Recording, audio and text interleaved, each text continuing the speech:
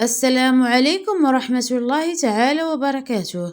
مرحبا بكم معي في قناة نجوم ومشاهير. المرجو الاشتراك والضغط على جرس الإشعارات ليصلكم كل جديد. لبنى أبيضار تهاجم الفنانة دنيا باطمة. إليكم التفاصيل. تعليقا منها على أزمتها الأخيرة، هاجمت الفنانة المغربية المثيرة للجدل لبنى أبيضار مواطنتها المطربة دنيا باطمة، ناعتة إياها بمجموعة من الألفاظ والأوصاف الحادة والتي أثارت العديد من ردود الأفعال من رواد وسائل التواصل الاجتماعي.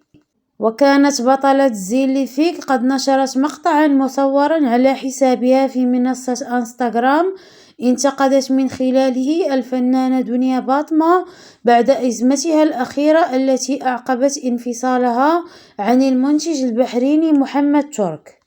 وقد أثار منشور لبنى العديد من تعليقات مرتدي وسائل التواصل الاجتماعي، والتي اتسمت معظمها بالطابع الساخر، حيث علقت إحداهن قائلة: أنا ماشي فنانة، ومع ذلك إلا تحطيت في الموقف ديالها ولو ربع منه ما غاديش نتنازل عن كرامتي وحقوقي.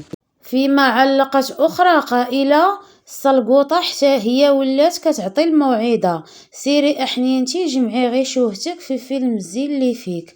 أما لالاك دنيا عمرها خرجات لينا بشي قلة الحشمة ولا شي حاجة مخلة بالحياء، وهذيك حياتها وهي حرة فيها. واختتمت أخرى قائلة: هادي مسكينة الغيرة والحسد اللي في قلبها من جهة دنيا باطمة، حيث كتشوفها حسن منها. إيوا هضري على راسك وعلى أفلامك المسخة وعلى مستواك بتخسر الهضرة في أفلامك الغير المحترمة. دنيا فنانة محترمة. كان هذا هو الفيديو ديال اليوم، ما تنساونيش من لايكات ديالكم فضلا وليس أمرا. إلى اللقاء، إلى فيديو قادم إن شاء الله.